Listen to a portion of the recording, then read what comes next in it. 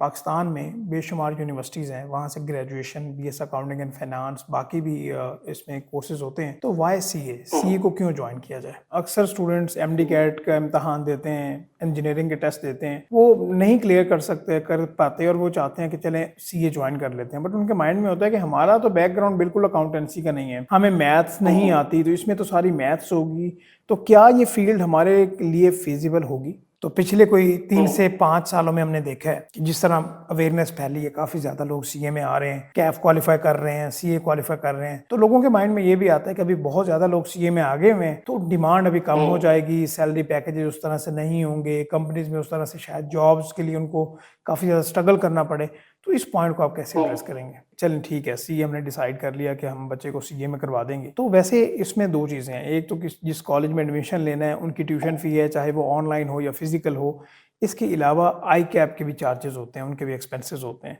तो आपके नज़र में अगर इसको हम ब्रेक डाउन करें कि कॉलेज की कितनी ऑन एवरेज फ़ी होगी और उसका कोई पैकेज हो तो वो भी बताइएगा, और आई कैप के कितने के एक्सपेंसेस आ जाते हैं। ठीक है। तो ये भी लोगों के बारे में बड़े कंसर्न्स हैं कि न्यू एजुकेशन पॉलिसी में एग्जाम डिफरेंट हो गए होंगे। पहले पीआरसी में 5 सब्जेक्ट होते थे, अभी चेंजेस आ गई हैं। तो अगर आप ब्रीफली 1-2 मिनट में बताएं कि क्या परेशानी की बात है, क्या इसमें कोई ऐसी चेंजेस आई हैं इनिशियल लेवल पे, बाकी तो चलें जैसे वो सीए स्टार्ट कर लेंगे तो उनको खुद ही आइडिया हो जाएगा। अस्सलाम वालेकुम। आज हमें ज्वाइन किया मिस्टर ताहा साहब ने, जो कि रिनाउंड सीए एसीसीए अकाउंटेंसी के टीचर हैं। तो आज एक्चुअली मैं सीए के बारे में इनसे कुछ क्वेश्चंस करना चाहता हूं कि इंटरमीडिएट के बाद, ए लेवल, ओ लेवल के बाद काफ़ी लोग हैं, स्टूडेंट्स हैं जो कि सीए ज्वाइन करना चाहते हैं, बट उनके माइंड में कुछ क्वेश्चंस होते हैं। सर सबसे पहले तो अस्सलाम वालेकुम, thank you so much for joining. वालेकुम अस्सलाम, बहुत बहुत शुक्रिया सर आपका। सर सबसे पहला मेरा क्वेश्चन ये है कि पाकिस्तान में बेशुमार यूनिवर्सिटीज़ हैं, वहाँ से graduation, BS accounting and finance, बाकी भी इसमें कोर्सेज होते हैं, तो वाई सीए को क्यों ज्वाइन किया जाए? अच्छा देखिए, अगर हम सीए का टाइम पीरियड, सीए की कॉस्ट और सीए के बेनिफिट्स को एक एक कर कर कंपेयर करें, तो सबसे पहले अगर हम अकाउंटेंसी की किसी और क्वालिफिकेशन, लेट से हम किसी एक अच्छी यूनिवर्सिटी का बीबीए ले लेते हैं, सीए इन इटसेल्फ मास्टर्स के इक्विवेलेंट होता है। अगर आप उसको कंपेयर करना चाह रहे हैं तो आपने उसको मास्टर्स से कंपेयर करना होगा। अगर आप किसी यूनिवर्सिटी से अपना बैचलर्स करेंगे तो 4 साल लग जाएंगे, एक राइट। 1.5 साल का आप एक्सपीरियंस लेंगे, और उसके बाद जब आप मास्टर्स करेंगे तो आपका 7-8 साल का टाइम पीरियड लग जाता है। सीए में फ्लेक्सिबिलिटी भी होती है, अच्छा पढ़ने वाला बच्चा 5.5 साल में भी क्वालिफाई हो सकता है, लेकिन एक एवरेज अगर हम ले लें तो 6.5 साल लगता है। सेकंड जो चीज़ है कॉस्ट, अगर हम यहाँ पर एक अच्छी यूनिवर्सिटी की फीस की बात करें तो एक ठीक ठाक हैवी अमाउंट एवरी सेमेस्टर, यानी कि हर 6 महीने पर चार्ज किया जा रहा होता है यूनिवर्सिटी से, और यूनिवर्सिटी के दीगर बहुत सारे खर्चे होते हैं। हम्म। सीए मेरे हिसाब से अगर आप एक अच्छी यूनिवर्सिटी के एक सेमेस्टर की फीस उठा लें तो तकरीबन सीए तकरीबन उसी पूरी फीस में हो जाएगा, यानी कि उसके 8 सेमेस्टर में आपने जो 8 टाइम्स पे करना है वो यहाँ पर 1 टाइम ही पे करना है। सीए कंपैरेटिवली एक, मैं क्लास में भी ये बात कहता हूँ कि ये एक ऐसी क्वालिफिकेशन है कि जिसमें आपको मिनिमम मिनिमम अमाउंट में, मिनिमम मॉनेटरी अमाउंट में आपको एक अच्छी क्वालिफिकेशन हासिल हो जाती है। ठीक है। थर्ड जो चीज़ सीए की बहुत अच्छी जो मुझे लगती है वो ये है कि यहाँ पर जो ज़्यादा मेहनती है वो ज़्यादा आगे बढ़ता है। यानी कि ऐसा नहीं है कि आपने एक यूनिवर्सिटी में एडमिशन ले लिया, अब उस क्लास में अच्छे बुरे, टॉपर्स, फेल होने वाले सारे बच्चे हैं और वो सारे 4 साल गुजारेंगे तो ही वो उनको बैचलर्स मिलेगा, नहीं। अगर आप पढ़ने में अच्छे हैं, आप अपने पीआरसी के पेपर 2 महीने में दे दें, आप अपना कैफ 1 साल में निकाल लें, और इसका मतलब ये हो गया कि सारा गेम आपके हाथ में है। आप अगर पढ़ाई करने में अच्छे हैं तो सीए से अच्छी क्वालिफिकेशन शायद इन तीनों चारों फैक्टर्स को रखते हुए कोई भी नहीं होगी। सही। अच्छा सर, जो दूसरा मेजर क्वेश्चन आता है ना, अक्सर स्टूडेंट्स एमडी कैट का इम्तहान देते हैं, इंजीनियरिंग के टेस्ट देते हैं, वो नहीं क्लियर कर पाते और वो चाहते हैं कि चलें सीए ज्वाइन कर लेते हैं, बट उनके माइंड में होता है कि हमारा तो बैकग्राउंड बिल्कुल अकाउंटेंसी का नहीं है, हमें मैथ्स नहीं आती, तो इसमें तो सारी मैथ्स होगी, तो क्या ये फील्ड हमारे लिए फिजिबल होगी? अच्छा, ये एक बहुत बड़ी मिसकंसेप्शन है कि जो सीए कर रहा है वो बस अकाउंटिंग करेगा, वो मैथ्स करेगा, उसको जो है वो plus minus multiply divide subtract add यही करना होगा ज़िंदगी भर, और पता नहीं वो कौन सी डेरिवेटिव्स और इंटीग्रेशन कर रहा होगा, और वो मैथ्स तो हमारी बहुत वीक है। ऐसा कुछ भी नहीं है। आप चार्टर्ड अकाउंटेंट बनते हैं, हाँ, ये मिसकंसेप्शन जब मैंने भी सीए ज्वाइन किया था बिल्कुल मुझे भी थी। मुझे यूँ था कि यार मैं तो बस जाऊँगा और बस मुझे मैथ्स ही मैथ्स करनी है ज़िंदगी भर, ऐसा नहीं है। ये मिसकंसेप्शन आपको दूर करनी होगी। एक चार्टर्ड अकाउंटेंट टैक्स का एक्सपर्ट होता है, एक चार्टर्ड अकाउंटेंट इतने सारे लॉज पढ़ लेता है जो कॉर्पोरेट लॉज होते हैं, जो पूरे के पूरे थियोरेटिकल होते हैं, वो मैनेजमेंट सीखता है, वो सस्टेनेबिलिटी सीखता है, उसके अलावा वो रिपोर्टिंग सीखता है। अकाउंटिंग और रिपोर्टिंग में भी वाज़ेह फ़र्क है। Reporting is not plus minus add multiply subtract, बल्कि अकाउंटिंग किस तरह से करनी है कानून के हिसाब से, अगर आसान लफ्जों में बोलूँ तो। बिल्कुल। सीए में मैथ्स का इनिशियल लेवल पर एक पेपर रखा गया जो कि आपकी बेसिक मैथ्स को स्ट्रॉन्ग करता है। बिल्कुल अकाउंटिंग में उसकी ज़रूरत है, लेकिन अगर मैं परसेंटेज के हिसाब से बोलूं तो मैं ये नहीं कह सकता कि सीए करने वाले को 90% ऑफ द टाइम्स मैथ्स करनी होगी और 10% ऑफ द टाइम कोई थ्योरी या कोई और काम करना होगा। नहीं, ये बिल्कुल गलत है। बल्कि शायद मेरी नज़रों में सीए करने वाले को 50 to 60 या 70% टैक्स पर, रिपोर्टिंग पर, लॉ पर, थियोरेटिकल एरियाज पर ग्रिप होनी चाहिए। क्या कानून है, किस तरह से टैक्स कैलकुलेट होता है, किस तरह से कंपनी चलती है, कंपनी की इंकॉर्पोरेशन कैसे होती है, और 40% उसके लिए या 30% उसके लिए कैलकुलेशंस मैटर करती है। तो एमबीबीएस वाले बच्चे बिल्कुल भी ना घबराएं, इस तरह से आपने नहीं सोचना। इंजीनियरिंग वाले बिल्कुल बच्चे ये ना सोचें कि यहाँ आए तो बस मैथ्स होनी चाहिए, नहीं, ऐसा नहीं है। आप ये कह सकते हैं कि बहुत एडवांस लेवल का मैथ्स नहीं होगा, बट बेसिक लेवल का अगर आप प्लस माइनस को या एक सीरीज वाले क्वेश्चंस को अगर आप क्यूएम को समझ के काफ़ी ज़्यादा डिफिकल्ट कर लें तो ये एक मिसकंसेप्शन है। अच्छा सर, नेक्स्ट क्वेश्चन मेरा ये है कि अगर हम सीए में रिजल्ट को देखें ना, तो पिछले कोई 3 से 5 सालों में हमने देखा है कि जिस तरह अवेयरनेस फैली है, काफ़ी ज़्यादा लोग सीए में आ रहे हैं, कैफ क्वालिफाई कर रहे हैं, सीए क्वालिफाई कर रहे हैं, तो लोगों के माइंड में ये भी आता है कि अभी बहुत ज़्यादा लोग सीए में आगे हुए हैं तो डिमांड अभी कम हो जाएगी, सैलरी पैकेजेस उस तरह से नहीं होंगे, कंपनीज में उस तरह से शायद जॉब्स के लिए उनको काफ़ी ज़्यादा स्ट्रगल करना पड़े। तो इस पॉइंट को आप कैसे एड्रेस करेंगे? अच्छा देखें, ये एक फैक्ट है, इसको मैं इग्नोर नहीं कर सकता। मैं ऐसा नहीं कहूँगा कि आज सीए की वो वैल्यू है जो आज से 25 साल पहले होती थी, नहीं। आज सीए की वैल्यू कुछ गिरी है। मेरा काम आप लोगों को गाइड करना है। मैं ये नहीं कह सकता कि 25-30 साल पहले वाला चार्टर्ड अकाउंटेंट और आज का चार्टर्ड अकाउंटेंट एक ही जितना कमाते होंगे।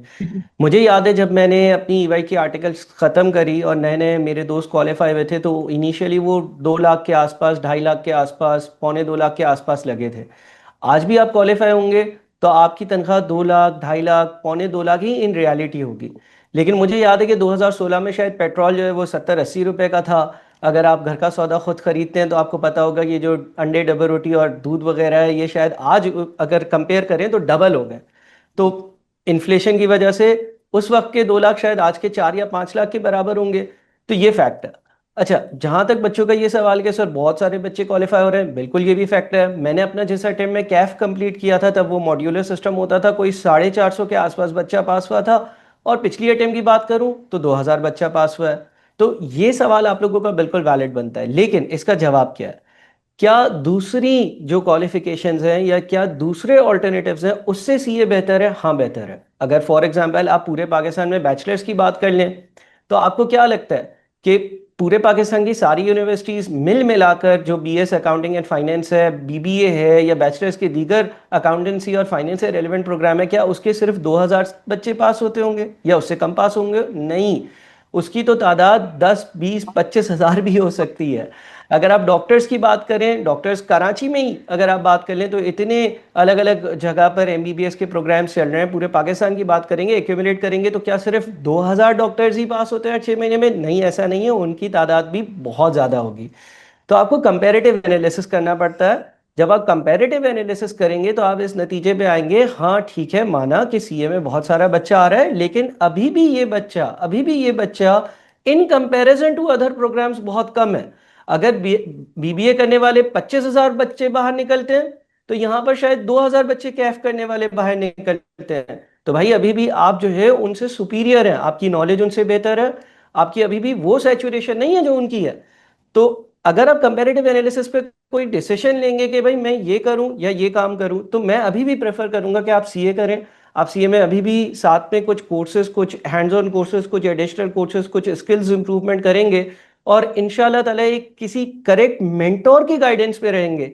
एक आप चार्टर्ड अकाउंटेंट, एक अपना टीचर आइडियल बना लें जिससे आप मशवरा लेते हो, तो वो आपको बहुत अच्छी पोजीशन तक लेकर जाएगा। आप लोगों को एक रास्ते की ज़रूरत होती है, आपको एक स्ट्रैटेजी बताने वाला, ऑब्जेक्टिव बताने वाला एक मेंटोर ज़रूरी होता है। उसकी गाइडेंस में आप करें, आप उनसे बेहतर ही होंगे जो बैचलर्स की साइड पर जा रहे हैं। अच्छा सर, इसके अलावा पेरेंट्स की तरफ से ना हमें एक क्वेश्चन आता है कि चल ठीक है, सीए हमने डिसाइड कर लिया कि हम बच्चे को सीए में करवा देंगे। तो वैसे इसमें दो चीज़ें हैं, एक तो जिस कॉलेज में एडमिशन लेना है उनकी ट्यूशन फ़ी है, चाहे वो ऑनलाइन हो या फिजिकल हो। इसके अलावा आई कैप के भी चार्जेस होते हैं, उनके भी एक्सपेंसेस होते हैं।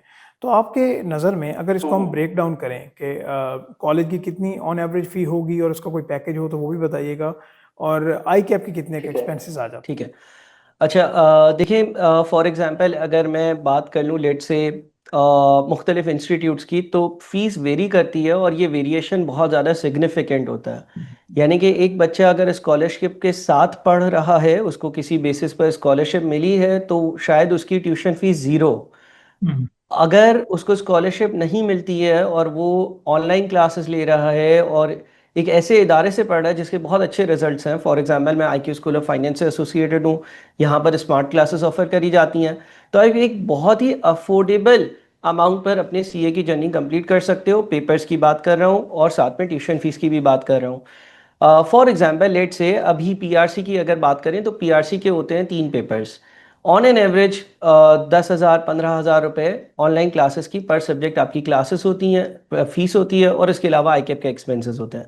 इसको अगर कंपेयर किया जाए, कुछ जगहों पे कुछ इंस्टीट्यूट्स में अभी भी पीआरसी की फीस 1.5 लाख और 2.25 लाख तक चल रही होती है। जी। तो अगर एक सेंसिबल गाइडेड आप लोगों को एक काउंसिल किया हुआ डिसीजन लेना होगा, तो मुझे नहीं लगता कि पेरेंट्स को अपने जो बच्चे हैं उनकी सीए की जर्नी जो है वो 1.5 2 लाख से ज़्यादा एक्सपेंसिव पड़ेगी।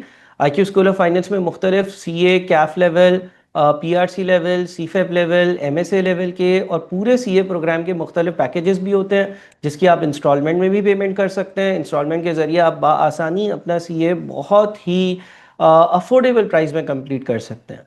अच्छा, यहाँ पर एक और बात मैं हाईलाइट करना चाहूँगा, कुछ लोगों को ये नहीं पता होती कि जब आप अपने सीए के इनिशियल पेपर्स निकाल लेते हैं, यानी कि पीआरसी के 3 पेपर्स और कैफ के 8 पेपर्स, टोटल हो गए ये 11 पेपर्स।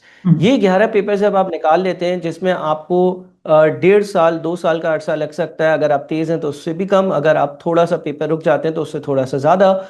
ये कर कर जब आप अपनी फर्म यानी कि आर्टिकल्स ज्वाइन करते हैं, जो 3.5 साल की ट्रेनिंग है वो ज्वाइन करते हैं, तो आप एक सेल्फ कह लें कि फाइनेंस मोड पर आ जाते हैं। जी। यानी कि फर्म से या ट्रेनिंग से जो पैसा मिल रहा होता है वो इतना ज़रूर होता है कि आपके पढ़ाई के एक्सपेंसेस पूरे हो जाएं। तो यहाँ पर पेरेंट्स को फिक्र करने की बिल्कुल ज़रूरत नहीं है। 1.5 2 साल आपने अपनी जो बेटा है बेटी है उसकी फाइनेंसिंग करनी है, उसके बाद वो एक ऐसे मोड पर आ जाएगा कि वो अपनी फाइनेंसिंग खुद कर रहा होगा। मुझे याद है कि मैंने अपने पेरेंट्स से शायद सीए फाइनल की, या जब मैंने एसीसी किया तो उसकी बिल्कुल भी कोई फीस नहीं ली है। हाँ, इनिशियल जब module A B C D level होते थे, आज कैफ और पीआरसी हैं, वो पहले module A B C D होते थे, हाँ उनकी उन्होंने फीस दी थी। अच्छा, इत्तेफाक से मॉड्यूल ए में मेरा अपना जो है वो सब्जेक्ट में मेरिट सर्टिफिकेट आया था, तो फिर वो फीस भी जो है वो काफ़ी हद तक जो है इंस्टीट्यूट्स ने रिफंड कर दी थी और स्कॉलरशिप दे दी थी। तो यहाँ पर अगर बच्चा पढ़ने वाला है, अगर वो स्कॉलरशिप के लिए अवेल कर सकता है, मुख्तलिफ उसकी इंटर की परसेंटेजेस पर हमने ब्रैकेट्स बनाए हुए होते हैं, साथ में अगर आपका किसी सब्जेक्ट में मेरिट सर्टिफिकेट आ जाता है तो आपको जो इंस्टीट्यूट्स होते हैं वो स्कॉलरशिप्स दे देते हैं। फॉर एग्जाम्पल लेट से मेरा जब मॉड्यूल ए में मेरिट आया था, तो मेरे मॉड्यूल बी की जो फीस थी वो 100% मुझे रिजल्ट के बाद जो है वो जैसे ही आईकेप का रिजल्ट आया तो वो मेरे इंस्टीट्यूट ने मुझे रिफंड कर दी थी कि भाई आप टॉपर हैं, आपने अच्छा पढ़ा है, तो आपकी सारी फीस माफ़। तो सीए करना इसमें कोई फाइनेंशियल मैं नहीं समझता कि एंगल आपको सोचने की ज़रूरत है। सबसे ज़्यादा अफोर्डेबल क्वालिटी वाइज जो पाकिस्तान के एजुकेशन सिस्टम में एजुकेशन है वो सीए ही है। सही। अच्छा सर, ये न्यू एजुकेशन पॉलिसी का अभी वो इम्प्लीमेंट हुई है और सारा सिलेबस सारा सिस्टम चेंज हुआ है, तो ये भी लोगों के बारे में बड़े कंसर्न्स हैं कि न्यू एजुकेशन पॉलिसी में एग्ज़ाम डिफरेंट हो गए होंगे। पहले पीआरसी में 5 सब्जेक्ट होते थे, अभी चेंजेस आ गई हैं। तो अगर आप ब्रीफली 1-2 मिनट में बताएं कि क्या परेशानी की बात है, क्या इसमें कोई ऐसी चेंजेस आई हैं इनिशियल लेवल पे, बाकी तो चलें जैसे वो सीए स्टार्ट कर लेंगे तो उनको खुद ही आइडिया हो जाएगा। बिल्कुल ठीक बात है। तो हम सीए के पहले लेवल को कंपेयर कर लेते हैं। सीए का पहला लेवल पीआरसी कहलाता है। पहले पीआरसी में 5 पेपर्स हुआ करते थे आपके। उसमें से एक अकाउंटिंग का होता था, एक मैथ्स एंड स्टैट्स का होता था, एक बिजनेस स्टडीज़, एक इकोनॉमिक्स का होता था और एक BWCS, इसमें आपको कॉम्प्रिहेंशन, लेटर राइटिंग, ये सारे स्किल्स सिखाए जाते थे।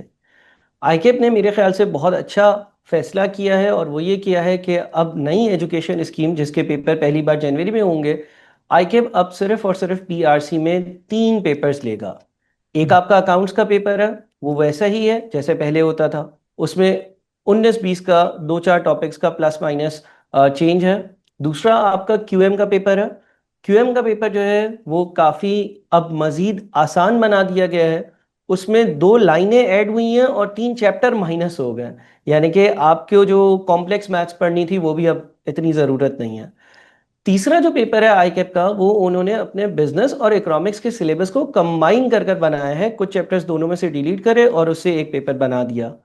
अच्छा, जहां तक बात है आपके बिजनेस कम्युनिकेशन और राइटिंग स्किल्स वाला जो पेपर होता था पहले, उसका क्या हुआ सर? वो पेपर बिल्कुल ही ख़त्म हो गया है। बहरहाल उसका आईकेप ने एक टेस्टिंग सिस्टम बनाया है, और आप जो है वो एक समझ लें हैंड्स ऑन कोर्स टाइप है, वो देंगे। वो पीआरसी का हिस्सा नहीं है। आप पीआरसी के जो पेपर्स हैं वो अब 3 ही रहे हैं। मैं वापस से समराइज कर दूं, एक अकाउंटिंग होगा, एक मैथ्स होगा जैसे पहले हुआ करता था, और एक पेपर जो पिछला वाला बिजनेस और इकोनॉमिक्स मर्ज होकर हो रहा होगा। मैं समझता हूँ कि बच्चों के लिए बहुत अच्छी अपॉर्चुनिटी है, और मैं समझता हूँ कि बच्चा अब आराम से पीआरसी मजीद आराम से क्लियर कर सकता है। देखें आईकेप का ऑब्जेक्टिव क्या है। आईकेप का ऑब्जेक्टिव इस न्यू एजुकेशन स्कीम से बहुत सिंपल है कि वो प्रैक्टिकल अप्रोच पर जाए और सीए को ज़्यादा एक्सेसिबल बनाए। अच्छा, यहाँ पर छोटी सी एक बात और ऐड करूंगा कि आईकेप ने नई एजुकेशन स्कीम में जो टोटल नंबर ऑफ पेपर्स हैं उसको भी रिड्यूस कर दिया। फाइनल लेवल पर भी एक पेपर कम हुआ है, और अगर आप पीआरसी लेवल देखते हैं तो उसमें भी 2 पेपर्स कम है। तो ये तो और फायदे की बात है, ये तो स्टूडेंट्स को बेनिफिट देने की बात है। जहां आपको ज्यादा पेपर्स क्लियर करने होते थे, जहां आपके सीए के ज्यादा पेपर्स होते थे, 3 माइनस हो गए। तो आई थिंक ये नई एजुकेशन स्कीम बच्चों के बहुत ज्यादा फेवर में है। अच्छा सर, लास्ट क्वेश्चन मेरा आपसे ये होगा कि आफ्टर इंटरमीडिएट 60% या उससे ज़्यादा मार्क्स हों तो आप इजीली सीए में एडमिशन ले लेते हैं। तो हम ये भी देखते हैं कि पहले लेवल में, फिर दूसरे लेवल में, फिर आगे जाके काफ़ी ड्रॉप आउट भी होते हैं। तो मेरा क्वेश्चन आपसे ये है कि किन लोगों को सीए ज्वाइन करना चाहिए, क्योंकि इसमें एंट्री रूट तो ईजी है बट एग्जिट उतना ज़्यादा आसान नहीं है जिस तरह लगता है। सीए की अगर हम बात करें ना, तो यहाँ पर मेरे पास मुख्तलिफ बहुत सारी एग्जांपल्स हैं। एक एग्जांपल मैं दूंगा, सर मेहताब आप भी उनको जानते होंगे, मैं उनका नाम नहीं लूंगा। वो एक बहुत बड़ी बिग 4 ऑडिट फर्म में डायरेक्टर और पार्टनर लेवल पर हैं, टीचर भी हैं, बहुत मशहूर टीचर हैं। और मुझे याद है, और उनसे बहुत अच्छी गपशप लगती है, तो मुझे क्यूएम का यानी कि जो मैथ्स का जो हमारा लेवल 1 का पेपर होता है वो फेल हुआ था। हम्म। इंटर में उनकी कोई खास परफॉर्मेंस नहीं थी, और आज जिस लेवल पर वो हैं, सीए का सारा बच्चा उनको जानता है। तो यहां पर जो नंबर 1 फैक्टर है, इंटर से जो बच्चा आ रहा है उसको जो याद रखना है वो ये है कि पास्ट में जो हुआ सो हुआ। अगर आज से मैं मेहनत करूंगा तो हम्म। मैं पास हो जाऊंगा, मैं हम्म। क्वालिफाई भी हो जाऊंगा। चाहे मैं पास में डफर बच्चा था, चाहे मैं बस बस स्कूल में, इंटर में, मैट्रिक में जस्ट पास होता था, अगर मैं मेहनत करूंगा मैं पास हो जाऊंगा। यहां पर वो बच्चा बहुत ज्यादा कामयाब है जो मेहनती है। आपको टाइम लगाना पड़ेगा। यहाँ पर आपके जो पेपर्स होंगे उसमें बहुत सारी ऐसी चीज़ें होंगी जिसके लिए आपको पढ़ना पड़ेगा। ख़ासतौर पर हम जानते हैं कि हमारा जो पढ़ाई का निज़ाम है, हम एक थर्ड वर्ल्ड कंट्री है अनफॉर्चुनेटली, तो हमें एडमिट करना चाहिए कि हमारा जो पढ़ाई का इंटरमीडिएट का निज़ाम है वो कोई बहुत ही आउट क्लास नहीं है। लेकिन जो आप क्वालिफ़िकेशन करने जा रहे हैं, वो क्वालिफ़िकेशन आपके शहर, आपके मुल्क तक लिमिटेड नहीं बल्कि पूरी दुनिया में उसका चर्चा है, और उसको पूरी दुनिया में compete करना है। तो आप अगर 1% वाले लेवल से आ रहे हैं तो आप एक चीज़ ऐसी बन रहे हैं जो 100% पर है। तो ज़ाहिर है पेपर मुश्किल होंगे, ज़ाहिर है पेपर टेक्निकल होंगे, ज़ाहिर है अंग्रेज़ी का भी इम्तिहान होगा। लेकिन अगर कोई बच्चा मेहनती होता है और अपने उस्ताद की बात मानता है, यानी कि उस्ताद अगर बोले भाई ये तुमने 4 सवाल करने हैं, या तुमने ये 6 लेक्चर्स जो है वो कल क्लास से पहले देखने हैं, लाइव क्लास होगी उससे पहले ये 4 घंटे के जो लेक्चर्स हैं ये देख कर आना, आप बात मान लें, यकीन माने आप कर लेंगे। यकीन माने बेतहाशा ऐसी एग्जाम्पल्स हैं जिनका इंटर या मैट्रिक का बैकग्राउंड अच्छा नहीं था, बिल्कुल ही छोटे छोटे इलाके से उठकर आए, उनको जो है वो अंग्रेजी नहीं आती थी, लेकिन यहाँ आकर उन्होंने करा, कर दिखाया, क्वालिफाई हो गए। आज उनके और उनके घर वालों के जो किस्मत है, जो उनके फाइनेंशियल कंडीशंस है, वो 100 टाइम्स बेटर है। तो मेहनत वाला बच्चा, दैट्स इट, अगर मेहनती हो आ सकते हो। चलें सर, बहुत शुक्रिया आपका, आपने बहुत डिटेल में क्वेश्चंस का आंसर किया और मैं उम्मीद करता हूँ जो ऑडियंस होगी उससे ज़रूर मुस्तफ़ीद होगी। ठीक है, thank you sir, thank you so much.